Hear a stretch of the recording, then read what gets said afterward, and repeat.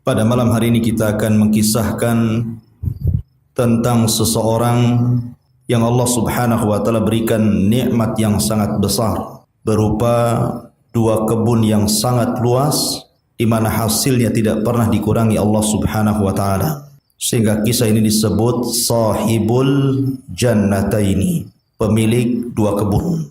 Kisah ini disebutkan dalam surah Al-Kahfi ayat ke-32 sampai kepada ayat 41.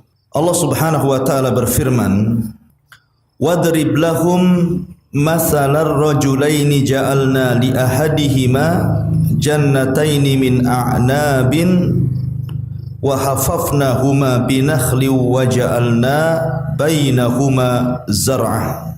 Dan berikanlah wahai Muhammad kepada mereka sebuah perumpamaan. Dua orang laki-laki, seorang yang kafir, yang kami beri dua buah kebun anggur, dan kami kelilingi kedua kebun itu dengan pohon-pohon kurma. Dan di antara kedua kebun itu kami buatkan ladang.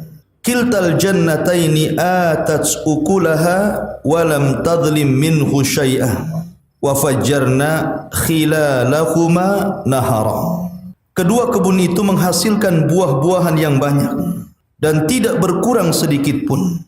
Dan di celah-celah kedua kebun itu kami alirkan sungai yang tidak pernah surut.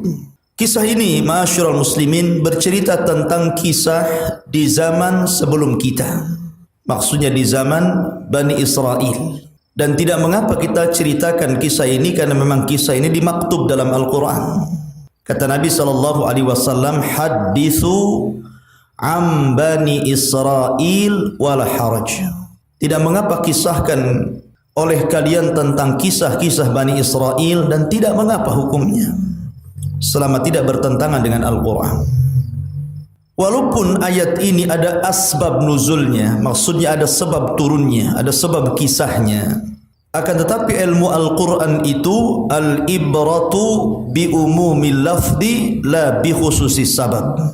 Sebuah pelajaran yang kita akan petik dalam Al-Quran itu bukan bicara tentang khususnya ayat ini kepada siapa, akan tetapi kita mengambil ibrah dari keumumannya. Karena ayat ini berlaku sampai hari ini dan sampai kiamat dibangkitkan.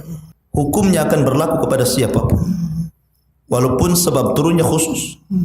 Di dahulu di zaman Bani Israel ada dua orang, ada yang mengatakan bertetangga, ada yang mengatakan dua orang ini saling bersaudara. Kemudian keduanya mengadakan serikat untuk berusaha melakukan perniagaan. Rata-rata ikhwatu fiddin, kalau orang sudah berserikat, itu biasanya banyak masalah. Dan itu kita bisa melihat di kenyataan kehidupan kita kan. Kalau ada orang yang kemudian berniaga dan berserikat, modalnya dua orang atau lebih begitu kan, biasanya ada masalah itu. Kecuali Allah Subhanahu wa taala rahmati kepada orang-orang yang berserikat, tapi umumnya bermasalah. Dan sampai masalah ini bermusuhan biasanya. Lah kemudian dua orang ini akhirnya ada masalah, kemudian dipecah sahamnya. Ada yang mengatakan masing-masing mendapatkan 3,000 dinar, 3.000 dinar, masing-masing diberikan 3.000 dinar. Dan dinar itu besar, lain dengan dirhamnya. Kalau dirham itu kan 2 gram emas lebih, tapi kalau dinar itu 4 gram lebih. Jadi kalau 3.000 dinar ya banyak lah gitu kan. Lah salah satu dari keduanya ini seorang mukmin yang saleh, sehingga ketika dia mengambil sahamnya yang 3.000 dinar itu, yang 1.000 dia merdekakan budak, kemudian yang 1.000-nya lagi dia berikan pakaian dan disedekahkan kepada fuqara wal masakin, dan yang terakhir 1.000-nya lagi dia berikan makanan dan disedekahkan kepada orang-orang yang membutuhkan. Artinya dia sedekahkan seluruh hartanya liwajhillah, karena wajah Allah Subhanahu wa taala. Sehingga kita teringat dengan kasusnya siapa? Abu Bakar. Ketika perang Tabuk dalam Jaisul Usrah, jadi tentara yang sangat kesulitan, butuh dana yang besar karena perjalanan ke Tabuk itu tidak bisa dengan jalan kaki, harus dengan berkuda. Sementara pasukan itu butuh modal dan kaum muslimin sedang fakir ketika itu. Akhirnya kemudian Abu Bakar Siddiq radhiyallahu anhu datang kepada Rasul dan mengatakan, aku serahkan seluruh hartaku wahai Rasul, gunakan di jalan Allah. Pertanyaannya, boleh enggak seseorang itu menginfakkan seluruh hartanya? Pamannya antum punya rumah satu, punya kendaraan satu, punya uang di rekening, semuanya diinfakkan di jalan Allah. Boleh enggak hukumnya?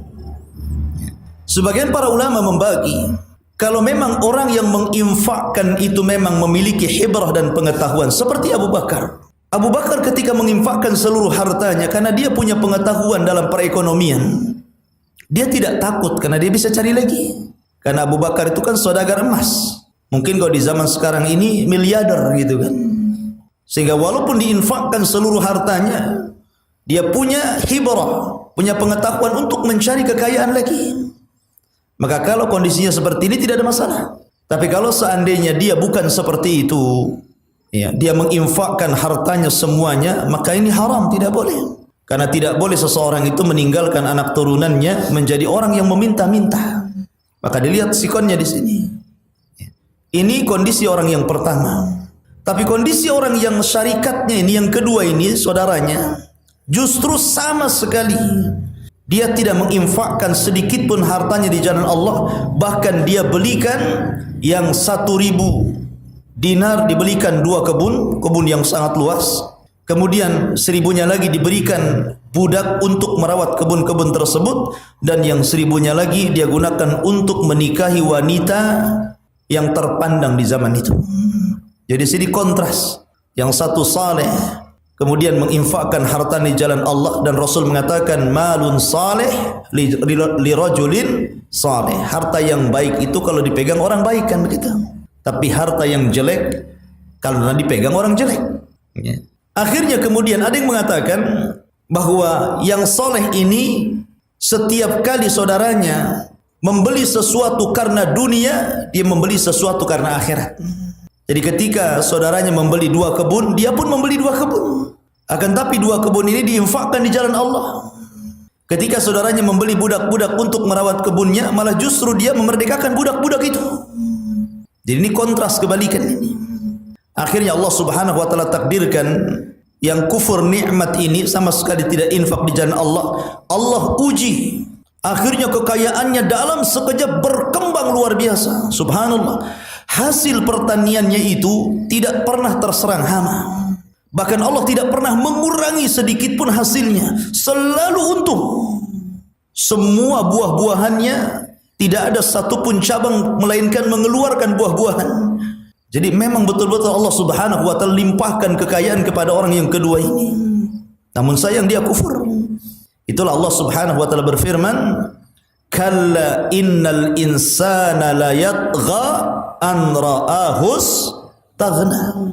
Manusia itu mudah melampaui batas ketika Allah berikan kekayaan kepadanya. Dan orang kalau sudah menumpuk-numpuk harta, kebiasaannya apa? Jama'a malan wa addada yahsabu anna malahu akhladah, kan begitu. Kalau orang sudah ngepul-ngepul harta, ngumpuk-numpuk harta, pasti menghitung-hitungnya itu. Kalau sudah menghitung-hitung merasa kurang, sehingga dia merasa bahwa harta itu yang mengekalkan kehidupannya. Ma'asyiral muslimin yang dimuliakan Allah Subhanahu wa taala. Singkat cerita, akhirnya orang yang saleh ini, karena memang hartanya seluruhnya diinfakkan di jalan Allah Subhanahu wa taala dan dia tidak mengharap kecuali wajah Allah Subhanahu wa taala, kemudian dia mengalami kefakiran karena seluruhnya diinfakkan. Tapi dia tidak mau meminta-minta. Akhirnya kemudian dia pun ingin mencari pekerjaan. Ingin mencari pekerjaan, dia pikir bahwa kalau dia datang ke kawan yang dulu bekas berserikat dengan yang sekarang sudah kaya raya gitu kan, itu lebih layak dibandingkan dia mencari kerja ke tempat orang. Akhirnya dia datang ke orang tersebut, kemudian meminta pekerjaan. Maksudnya meminta pekerjaan di ladangnya. Bukannya kemudian diterima gitu kan lamaran kerjanya, malah ditolaknya, malah dimaki-makinya, kemudian malah dijelek-jelekan dan diburuk-burukannya. Ya, kenapa kamu dulu ada harta banyak kok infakkan di jalan, sekarang kok miskin, macam-macam cerita gitu kan. Lihat saya sekarang, sombong dia. Dia merasa bahwa kekayaannya itu tanda cinta Allah kepadanya. Dan begitulah manusia umumnya. Saya sering mendengar di masyarakat, orang-orang yang Allah berikan kekayaan yang banyak, seolah-olah Allah Subhanahu wa taala itu cinta kepada dia. Dan orang-orang yang kere, yang miskin, seolah-olah benci kepada dia. Tidak ada kaitan soal kaya dengan kecintaan kepada Allah, ikhwan. Dalil Qarun. Qarun kayanya kurang apa itu? Kuncinya saja besar dibawa oleh orang-orang kuat tuh. Gimana gudangnya? Kemudian Namrud, Fir'aun, dan banyak lagi. Abu Lahab, Abu Jahal. Allah berikan kekayaan. Apa kemudian Allah sayang kepadanya? Kalau memang Allah sayang kepada mereka ini, kenapa Allah turunkan azab kepada mereka? Allah tenggelamkan Qarun ke dasar bumi. Allah tenggelamkan Fir'aun ke dasar laut. Dan begitu seterusnya. Jadi enggak ada kaitan orang kaya itu tanda bukti Allah mencintai dia. Itu kan prasangka orang saja. Dan bukan berarti orang miskin Allah benci kepada dia, tidak. Ma'asyiral muslimin dimuliakan Allah Subhanahu wa taala. Maka dengan kecongkakannya akhirnya kemudian dia sombong dengan kekayaannya. Kemudian sampai terakhir diusirnya kawannya ini. Suruh mencari kerja di tempat orang lain. Disinilah secara global kisah ini disebutkan dalam surah ini yang kita akan baca. Allah Subhanahu wa taala berfirman, "Wadrib lahum mathalar rajulaini." Wahai Muhammad, kisahkan sebuah perumpamaan kepada mereka. Rajulaini, tentang dua laki-laki, ja'alna li ahadihima jannataini min a'nabin wa hafafnahuma binakhlin wa ja'alna bainahuma zar'a. Subhanallah. Allah Subhanahu wa taala mempermisalkan bagaimana kekayaan orang ini dengan sangat indah sekali. Sampai Allah Subhanahu wa taala menyebutnya dengan kata-kata jannataini, dua sorga. Coba kalau antum naik ke perbukitan yang hijau gitu kan, entah ke kebun-kebun teh gitu, kemudian lihat pemandangan yang hijau dari atas itu kan nampaknya kayak sorga gitu, karena nampak gitu kan tidak ada gersang. Di sini Allah Subhanahu wa taala mengatakan tentang dua orang laki-laki, seorang yang beriman dan satunya kafir. Yang kafir ini kami beri dua buah kebun anggur dan kami kelilingi kedua kebun itu dengan pohon-pohon kurma. Jadi seolah-olah pohon kurma itu menjaga pohon anggur itu.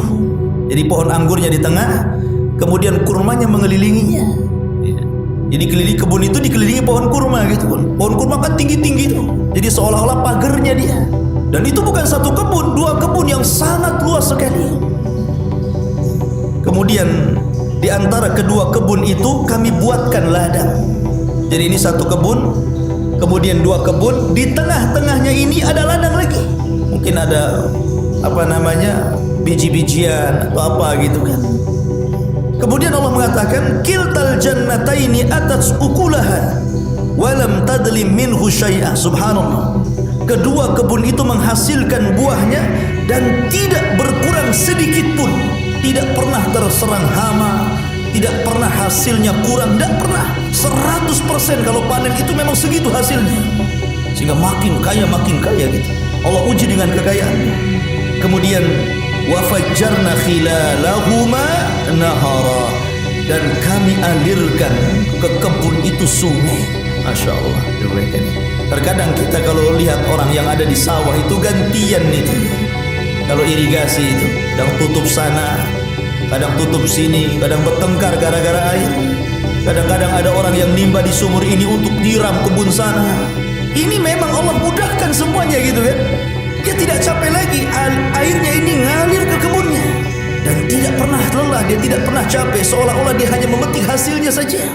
Makanya disebut jannataini, seolah-olah dua surga. Saking indahnya dan menghasilkan luar biasa. Ini ujian, harta itu ujian ibu bapak ya.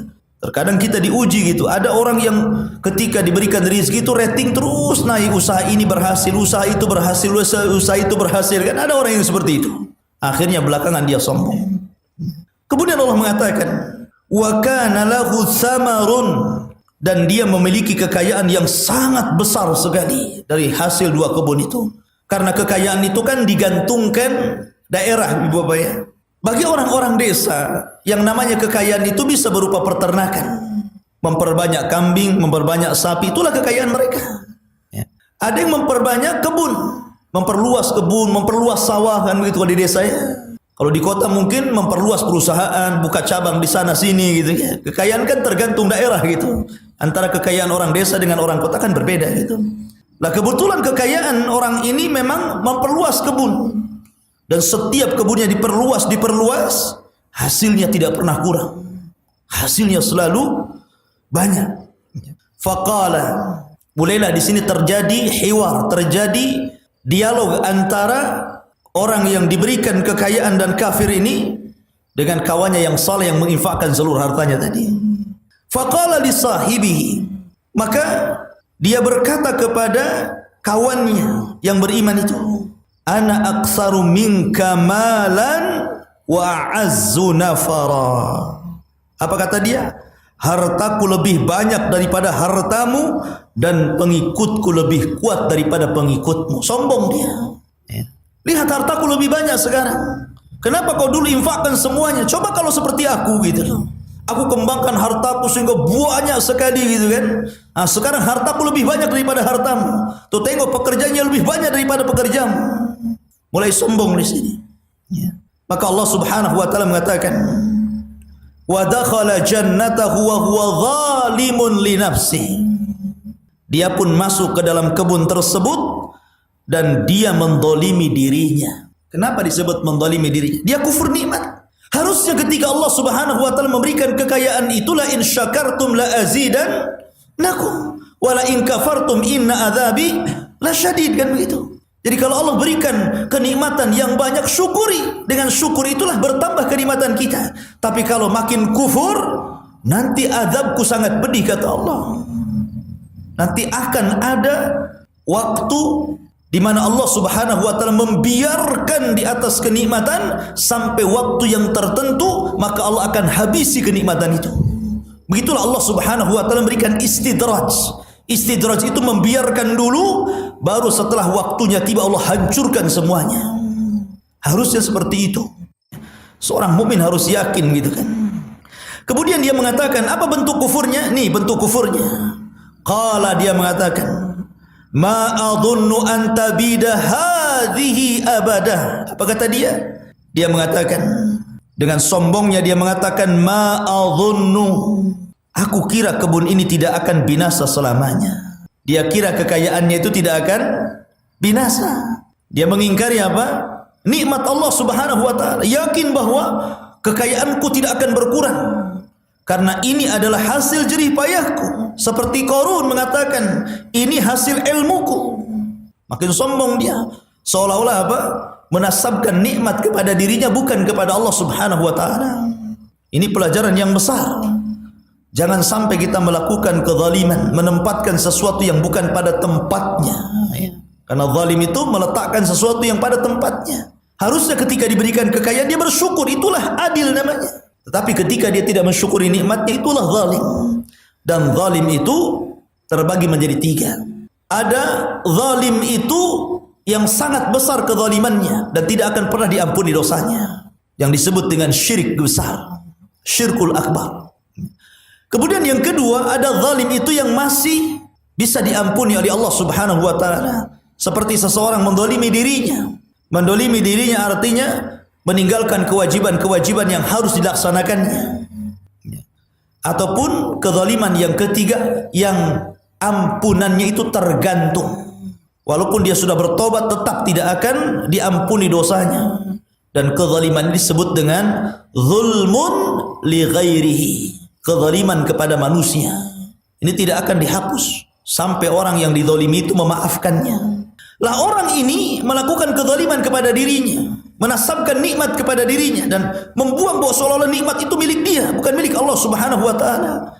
Buktinya dia tidak mau bersyukur dengan menginfakkan dan mengeluarkan zakat hartanya. Makanya kemudian juga dia mengatakan wa ma adhunnu, lihat, as-sa'ata qa'imatan, dan saya yakin hari kiamat itu tidak mungkin datang. Subhanallah, lihat. Ya. Dia merasa apa? Kekal kan? Tidak mungkin kiamat itu ada, katanya. Itulah firman Allah Subhanahu wa taala, yahsabu anna ma lahu akhladah. Kalau orang sudah merasa kaya, biasanya apa? Menyangka kekayaannya itu akan mengekalkannya. Tidak ada lagi kematian bagi dia. Seolah-olah dia akan kekal terus gitu kan. Enggak begitu. Orang itu ada batas usianya, ada batas umurnya. Dia pasti meninggal juga. Dan hakikat harta itu tajmi' wa tafriq. Kita hanya mengumpulkan, selebihnya kita tinggalkan untuk ahli waris. Makanya Nabi SAW mengatakan harta yang bermanfaat itu wa ma tasaddaqta fa'abqaita. Apa yang kau sedekahkan itulah yang kekal untukmu. Kemudian dia mengatakan, wala in rudidtu ila rabbi la ajidanna khairan minha munqalaba. Dan sekiranya aku dikembalikan kepada Tuhanku, pasti aku akan mendapatkan tempat kembali yang baik daripada ini. Maksudnya, anggaplah kiamat itu terjadi, kemudian aku diwafatkan, maka ketika dibangkitkan Allah akan berikan lagi kekayaan itu berlipat-lipat. Dia sangka kekayaan di dunia itu karena Allah sayang kepadanya, maka ketika dia pun meninggal, Allah pun akan memberikan kembali kekayaannya. Ini kufur, ikhwan. Ini kekufuran namanya. Maka kemudian qala lahu sahibuhu wa huwa yuhawiruhu. Sekarang mulailah orang yang beriman kawannya ini menasihati kawannya. Harusnya seperti itu, kita saling menasihati. Kalau ada saudara kita yang mungkin masuk ke kubangan kemaksiatan, nasihati oleh antum. Karena bagaimanapun ikhwatu fiddin, kalau nasihat terhenti, apa kata Allah? Fattaku fitnatan la tusibanna alladhina zalamu minkum khasah. Apabila, hendaklah takut kata Allah, seandainya Allah subhanahu wa ta'ala menimpakan azabnya, itu bukan hanya terkena orang-orang zalim saja, tapi orang-orang baik pun terkena imbasnya di situ. Maka pentingnya apa? Ingkar mungkar, saling tanasum nasihati. Apa nasihatnya? Akafarta billadzi khalaqaka min turabin thumma min nutfatin thumma sawwaka rajula. Kata kawannya, apakah engkau akan ingkar kepada Tuhan yang menciptakan dirimu dari tanah, lalu dia menjadikan engkau seorang laki-laki yang sempurna, Allah berikan kekayaan. Dulu engkau anak kecil, kemudian Allah subhanahu wa ta'ala berikan pendengaran, berikan penglihatan, Allah berikan akal dan pemikiran, Allah berikan tenaga yang kuat, kaki sehingga bisa melangkah, Allah berikan tangan sehingga bisa bergerak. Dengan fasilitas yang Allah subhanahu wa ta'ala berikan, akhirnya Anda bisa mencari harta. Apakah engkau akan kufur dengan nikmat yang telah Allah berikan kepada kita? Karena Allah mengatakan dalam ayat yang lain, wallahu akhrajakum min butuni ummahatikum la ta'lamuna syai'a. Dan Allah keluarkan kalian itu dari perut ibu kalian itu tidak tahu apa-apa. Allah yang kasih penglihatan, Allah yang kasih pendengaran, Allah yang kasih kaki bergerak, Allah yang kasih kekuatan sehingga orang bisa melangkah, Allah berikan pemikiran, Allah berikan akal. Sehingga dari itu semua akhirnya kalian bisa mencari kekayaan sesuai dengan kehendak kalian. Berarti semua datang dari Allah. Siapa kita? Kita ini kecil di hadapan Allah subhanahu wa ta'ala. Lakinna huwa Allahu Rabbi la usyriku bi Rabbi ahada.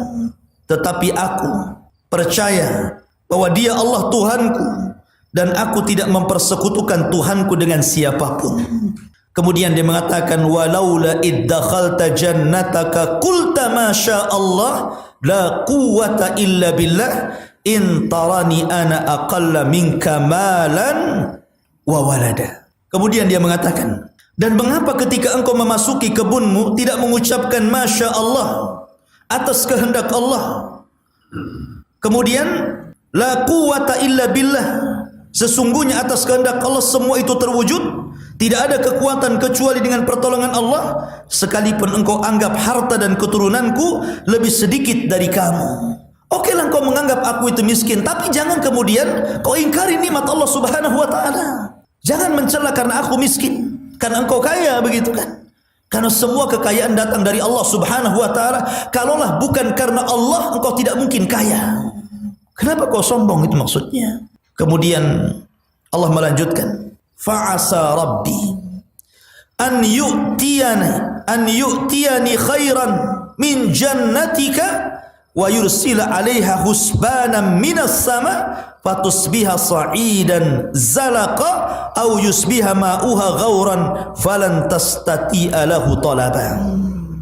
Maka mudah-mudahan Tuhanku akan memberikan kepadaku kebun yang lebih baik daripada kebun, maksudnya di sorga. Dengan aku infakkan hartaku di jalan Allah. Ketika engkau membeli kebun di dunia, aku beli kebun di akhirat. Itu maksudnya. Dan dia mengirimkan petir dari langit ke kebunmu, sehingga kebun itu menjadi tanah yang licin, atau airnya menjadi surut ke dalam tanah, maka engkau tidak akan dapat menemukan lagi hasilnya. Kemudian wa uhita bisamarihi fa asbaha yuqallibu kaffaihi ala ma anfaqa fiha wa hiya khawiyatun ala urushiha wa yaqulu ya laitani lam usyrik bi rabbi ahada. Ketika Allah Subhanahu wa taala kirim azabnya, Allah hancurkan kebun-kebun itu, maka dia mengatakan wa uhita bisamarihi, dan harta kekayaan dibinasakan, lalu dia membolak-balikan kedua telapak tangannya terhadap apa yang telah dia belanjakan untuk itu, sedangkan pohon anggur roboh bersama penyanggah-penyanggahnya. Lalu dia berkata, betapa kiranya dahulu aku tidak mempersekutukan Tuhanku dengan siapapun. Lalu orang ini sebenarnya menyembah apa? Kenapa dia berbicara tentang bahwa sekiranya aku tidak mempersekutukan Allah dengan siapapun? Karena dia menjadikan hartanya itu sesembahan selain daripada Allah, itu maksudnya. Mungkin di zaman sekarang, mungkin ya orang-orang Islam, mungkin mereka tidak menyembah berhala sebagaimana orang-orang musyrik. Tapi ada Tuhan yang kemudian memperbudak mereka. Tuhan itu disebut mal, harta. Akibat Tuhan harta ini, orang dilalaikan untuk beribadah dan mengejar dunia, meninggalkan akhirat. Dan kita bisa melihat, makanya Nabi SAW mengatakan, ta'isa abdu dinar wa ta'isa abdul khamisah.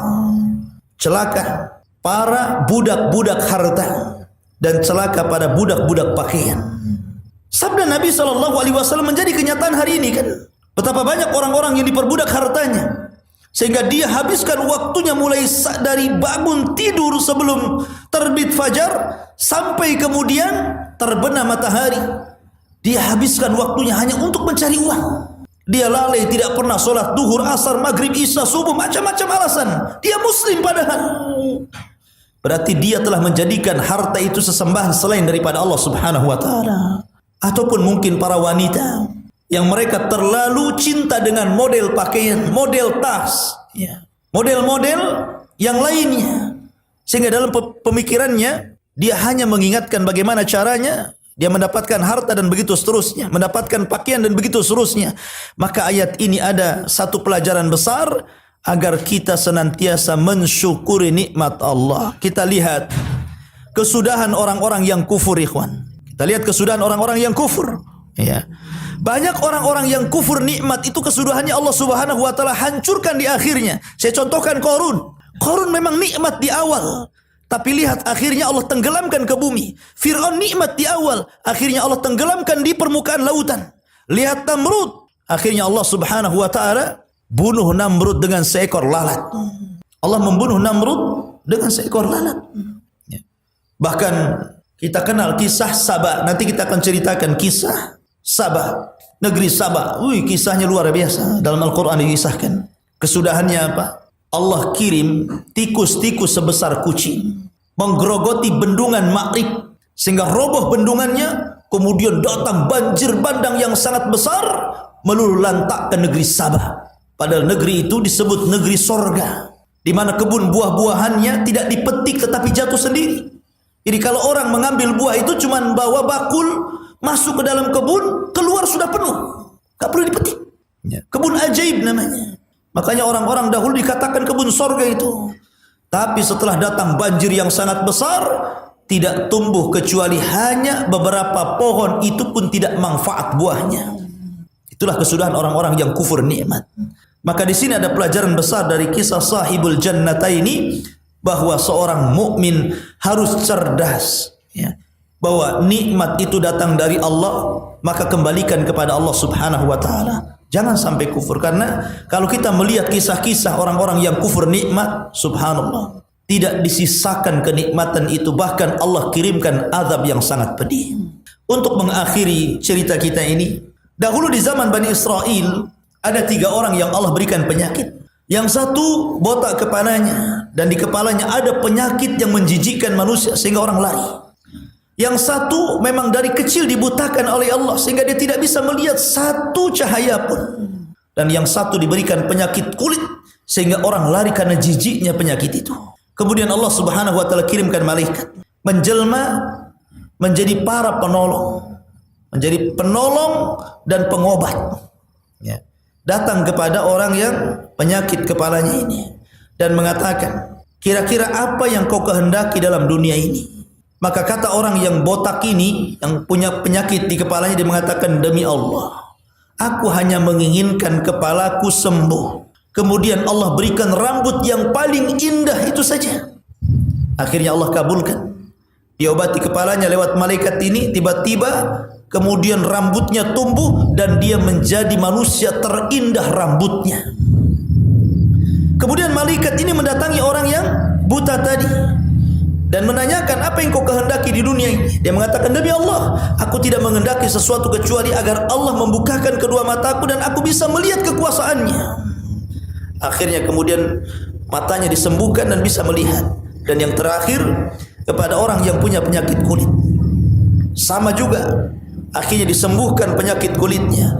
Ketika itu malaikat ini masing-masing memberikan binatang sepasang.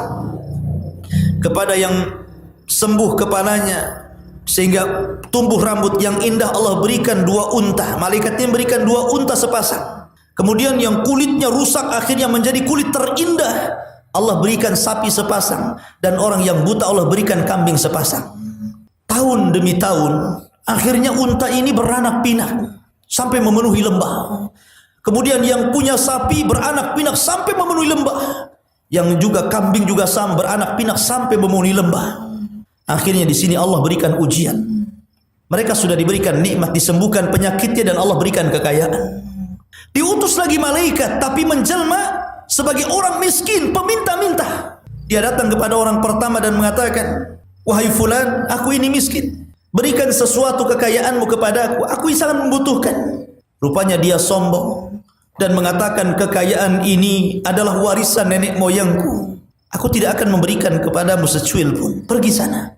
Maka dia tidak tahu kalau itu malaikat. Maka orang ini mengatakan, kalau engkau dusta, maka Allah akan kembalikan musibah itu kepadamu. Akhirnya betul. Tiba-tiba kepalanya botak kembali, penyakit kepalanya datang dan seluruh untanya mati. Balik miskin. Ya. Kemudian yang kedua datang kepada orang yang kulitnya rusak, yang sudah indah, sudah menjadi saudagar sapi. Ya. Maka orang ini malaikat yang menjelma peminta-minta juga meminta-minta, tapi dia pun kufur nikmat, tidak memberi sedikit pun. Akhirnya Allah kembalikan kulitnya menjadi rusak dan seluruh binatangnya dimatikan. Miskin lagi.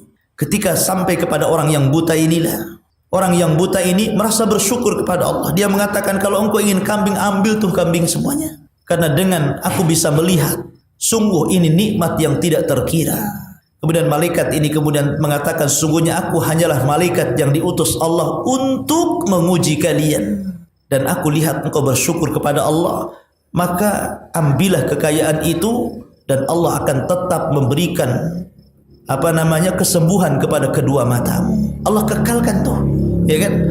Karena apa? Dia syukur, yang lainnya kufur. Oleh karena itu, ikhwatu fillah muliakan Allah Subhanahu wa taala, peganglah ayat Al-Qur'an, la in syakartum la azidannakum wa la in kafartum inna adzabi lasyadid. Kalau engkau bersyukur akan nikmat Allah, Allah tambah nikmatnya. Tapi kalau engkau kufur kepada nikmat Allah, maka Allah akan mengirim azabnya. Allahu a'lam bishawab.